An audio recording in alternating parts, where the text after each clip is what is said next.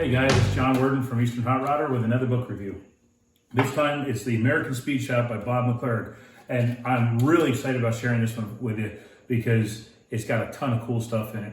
We've all heard about the hot rod history. We all know about the movers and shakers in the industry, but this focuses on the speed shops, not just the big stuff like Summit and Jegs, although they're covered in here and you see their rise to power. It also covers a lot of the smaller shops that started back in the 50s and 60s, and even some of the shops that are around today that have been in business for well over 50 years and they're still selling speed parts to hot rodders like us. One of my favorite parts of it was that it had a article on Van Eiterstein's speed shop, which my dad used to go to when he lived in New Jersey as a kid. So it was kind of neat to read up on that after hearing so much about it from my dad. The first 4 or 5 chapters of this magazine, or this book, start with the history of hot rodding, and it goes in, covers stuff, early ads for different speed shop, speed stuff for the old four bangers. Covers a lot of that kind of neat stuff. And it goes to the history of the 4-cylinder into the flathead, into the overhead valve, and what things became popular. It breaks it all down to that. So before it gets into the shops, it gets into what was popular and why.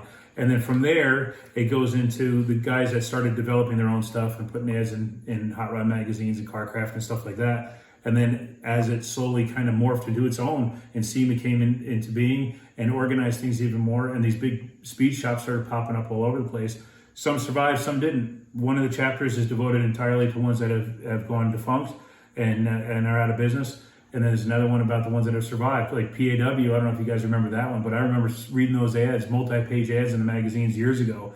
They lost their footing and disappeared back when the internet first started up. But other businesses like Jegs, Speedy Bills, Speedway Motors, they're still in business. Summit, all the ones that you guys do business with today. But a lot of the place homage to the guys that are no longer around and the smaller shops that are still around. So this book, and in the back of the book, it has a really cool appendix that goes through alphabetically and lists speed shop after speed shop after speed shop. So even if they weren't covered in this book, a lot of them still get an honorable mention.